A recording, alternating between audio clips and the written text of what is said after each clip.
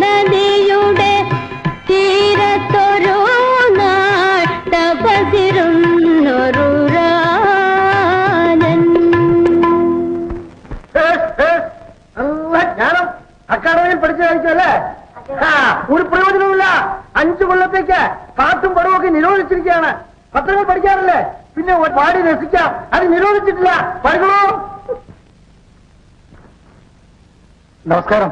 എന്താ എന്ത് വേണം? ഇൻസ്പെക്ടർ സാറിനെ ഒന്ന് കാണണമല്ലോ. അങ്ങോട്ടിരിക്കാമല്ലോ. താങ്ക്സ്.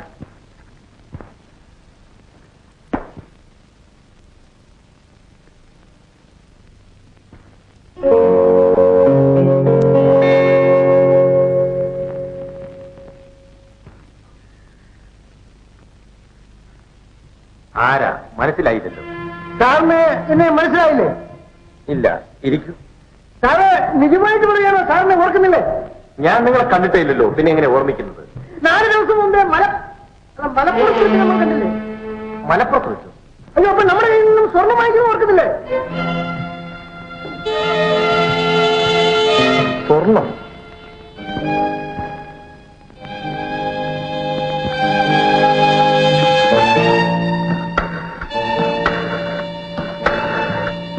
പോലീസ് സ്റ്റേഷനല്ലേ? 2 കാൺസ്റ്റബിൾ ഇങ്ങോട്ട് അയക്കാം. അതെ, ഉടനെ അയക്കണം. എന്റെ വീട്ടിൽ അയച്ചാൽ മതി.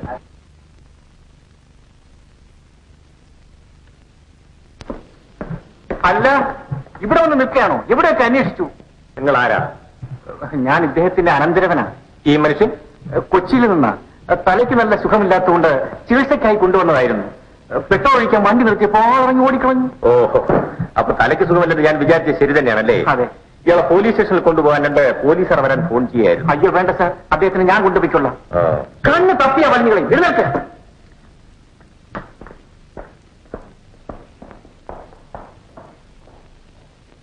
സാറിക്ക് ആൾ വെക്കുന്ന തോന്നുന്നത്. ഇല്ല സാർ, ആ ഇൻസ്പെക്ടർ തന്നെയാണ് എന്റെ സ്വർണ്ണം വാങ്ങിച്ചത്. എനിക്ക് യാതൊരു തെറ്റും പറ്റില്ല. പിന്നെ കണ്ടിട്ട് യാതൊരു പരിചയം പോലും ഭാവിക്കാത്തത് എന്താ? അതാണ് ഞാനും ആലോചിക്കുന്നത്. ഏതായാലും നമുക്ക് കൊണ്ടോട്ടിൽ പോയിട്ട് ഉടനെ മടങ്ങി വന്നേക്കാം.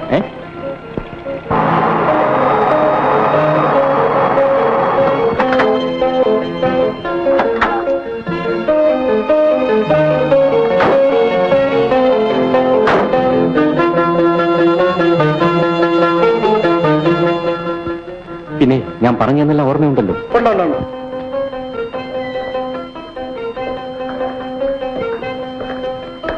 കാപ്പുണ്ടോ?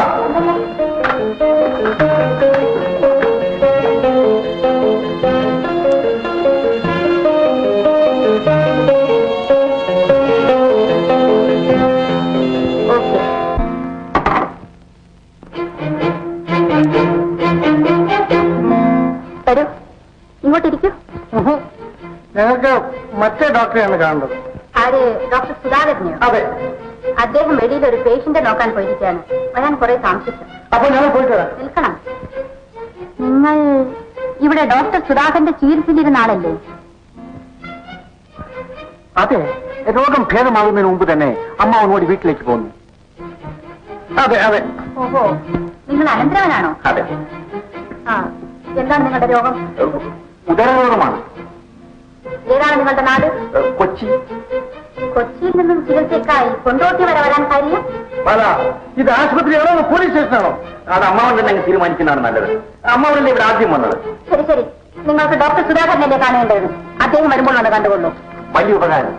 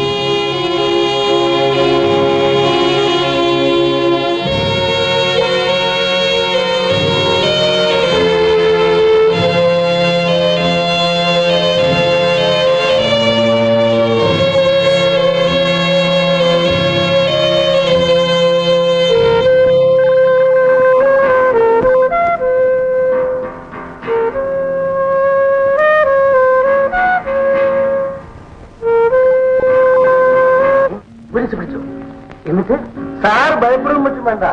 സ്വർണം പോലീസ് പിടിച്ചെടുത്തേ ഉള്ളൂ.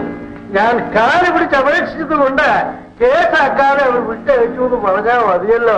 സ്വർണം ആര് തന്നെന്ന് ചോദിച്ചു.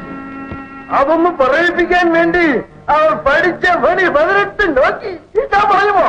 ആ സത്യശീലല്ലേ? അവസാനം അവർ തോറ്റു. അല്ല, എനിക്ക് സ്വർണ്ണ കച്ചവടവുമായിട്ട് ബന്ധമൊന്നുമില്ലെന്ന് ഞാൻ പറഞ്ഞല്ലോ. വല്ലവരുടെയും സ്വർണമാണ്. ഞാൻ സ്വാമിയെ ഒന്ന് സഹായിച്ചെന്ന് മാത്രം. അത് ആപത്തായോ എന്ന് ഞാൻ പേടിച്ചു പോയി. ദൈവാധീനം കൊണ്ട് ആർക്കും ഒരു ആപത്തുമില്ല. പക്ഷേ എനിക്കിപ്പോൾ വീട്ടിൽ നിൽക്കാൻ ഒക്കെയില്ല എന്ന് വന്നിരിക്കുകയാണ്. അതെന്താ? കയ്യിലുണ്ടായിരുന്നതും കുറെ കടവും കൂടെ മേടിച്ചെന്നാണ് ഞാൻ സ്വർണം വാങ്ങിക്കാൻ വന്നത്. ഇപ്പൊ എന്ത് പറ്റി? സ്വർണവും ഇല്ല, രൂപയും ഇല്ല. വീട്ടുമുറ്റത്ത് നിറച്ച് കടക്കാരുമായി. ഇത് വല്ലതും അവരോട് പറയാൻ നോക്കുമോ? ശരിയാണ്. അതിന് ഒരു പോംവഴിയായിട്ടാണ് ഞാൻ ഇത്തവണ വന്നിട്ടുള്ളത്. ഉഷ്ണം ഉഷ്ണേന ശാന്തി എന്നൊരു പ്രമാണമില്ലേ? പൊണ്ണുകൊണ്ട് പോയത് പൊണ്ണുകൊണ്ട് തന്നെ എടുക്കണം. അതുകൊണ്ട് എനിക്ക് കുറച്ച് പൊണ്ണു കൂടി വേണം. കുറച്ചെന്ന് പറഞ്ഞാൽ ഒരു 25,000 രൂപയ്ക്കിരിക്കട്ടെ. രൂപ എന്റെ അല്ല, അനന്തരവന്റെയാണ്. അതാണ് ഇക്കുറി അനന്തരവൻ കൂടി വന്നിട്ടുള്ളത്. സാർ എന്നെ സഹായിക്കുന്നത് പോലെ അവനും എന്നെ സഹായിക്കുന്നു, അത്രേ ഉള്ളൂ. ഈ രൂപ എന്ന് വാങ്ങിക്കും. വേണ്ട, അവർ വരുമ്പോൾ കൊടുത്താൽ മതി. സാധനം ഇപ്പോൾ സ്റ്റോക്കില്ലെന്നാണ് അവർ പറഞ്ഞത്. ഒരാഴ്ചയെങ്കിലും താമസിക്കേണ്ടതായി വരും. ഒരു വീക്ക് കഴിയണമോ? അല്ലാതെ നിവൃത്തിയില്ല. ശരി. വിജയത്തെ കൊണ്ടുപോയി 11-ാം നമ്പർ ബെഡിൽ കിടക്കും. വേണ്ട സാർ, കാറിൽ തന്നെ താമസിച്ചോളാം. അപ്പോൾ സ്വാമിക്ക് 12-ാം നമ്പർ ബെഡ് കൊടുക്കും. അതിങ്ങനെ ഒഴിച്ചിട്ടിരിക്കുകയാണല്ലേ?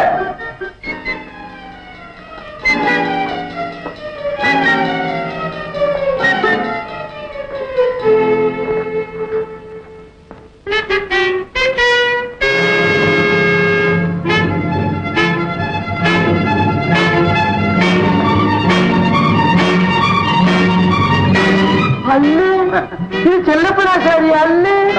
അല്ല, ഇതാര്? സ്വാമിയോ? സ്വാമി ഇവിടെ എന്തിനു വന്നു? എവിടെ? ഞാനോ? എന്റെ അമ്മോ, എനിക്ക് വയറ്റിന് വല്ല സുഖമില്ല സ്വാമി. ഓഹോ, എനിക്കും നല്ല സുഖമില്ല. നിങ്ങൾ കൂടുതൽ സംസാരിക്കരുതെന്ന് ഡോക്ടർ പറഞ്ഞിട്ടില്ലേ? വരൂ സ്വാമി. വയറ്റില് വേന വന്നാ പിന്നെ എന്തോ ചെയ്യും?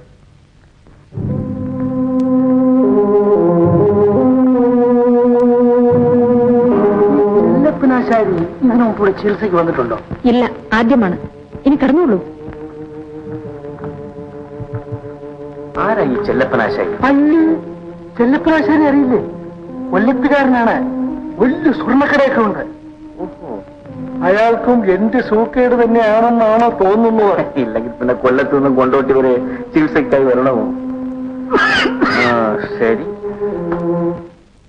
നിങ്ങൾ ചികിത്സയ്ക്കായി ഇവിടെ വന്നവരാണ്. നിങ്ങളെ വിളിച്ചിങ്ങനെ സംസാരിക്കുന്നതിൽ അസുഖമൊന്നും തോന്നുന്നില്ലല്ലോ? അസുഖം തോന്നുന്നില്ല. പക്ഷേ ഞങ്ങളിങ്ങനെ സംശയിക്കുന്നതിന്റെ കാരണം എന്താണെന്ന് മനസ്സിലാകുന്നില്ല. 2-3 ദിവസങ്ങൾക്ക് മുമ്പല്ലേ നിങ്ങൾ ഇവിടുന്ന് പോയത്? ഉടനെ വീണ്ടും വന്നത് എന്തിനാ? വീണ്ടും വ്യാധി വന്നാൽ ചികിത്സിക്കാതിരിക്കാൻ ഒക്കുമോ? എന്താ നിങ്ങളുടെ രോഗം? ഉദര സംബന്ധമായ രോഗമാണെന്ന് ഒരു പ്രാവശ്യം പറഞ്ഞല്ലോ. കഴിഞ്ഞ പ്രാവശ്യം രോഗം ഭേദമായതിനു ശേഷമാണോ പോയത്? ഇങ്ങനെ ഒന്നും ചോദിക്കരുത് മോളെ. അവർ നമ്മുടെ നഴ്സിംഗ് ഹോമിൽ ചികിത്സയ്ക്കായി വന്നുപോയി. അതുകൊണ്ട് അവരോട് ഇങ്ങനെ ചോദ്യങ്ങൾ ചോദിക്കാൻ തുടങ്ങിയാൽ നിങ്ങൾ പോണം. ഇങ്ങനെ ഒരു നഴ്സിംഗ് ഹോം ഞാൻ ആദ്യമായിട്ടാണ് കാണുന്നത്. അല്ല, ഒരു കണക്കിന് നോക്കിയാൽ വിളിച്ച് സംസാരിച്ച് നന്നായി. പരസ്പരം പരിചയപ്പെടാൻ കഴിഞ്ഞില്ല. അല്ല, അതൊന്നും ശരി തന്നെ. അപ്പൊ ഞങ്ങൾ അറിയട്ടെ.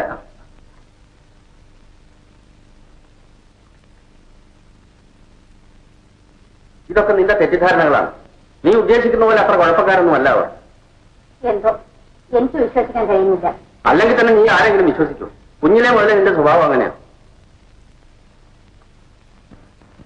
രോഗമില്ലാത്ത പലരെയും രോഗികളാണെന്ന് പറഞ്ഞ് ഡോക്ടർ സുധാകരൻ ഇവിടെ അഡ്മിറ്റ് ചെയ്യാറുണ്ട്. അത് എന്തിനു വേണ്ടിയാണെന്നാണ് എനിക്ക് മനസ്സിലാവാത്തത്. അങ്ങനെ വല്ല ഡോക്ടർമാരും ചെയ്യുമോ മോളെ? തന്നെയുമല്ല, രോഗമില്ലാത്ത ആരെങ്കിലും ഈ ആശുപത്രി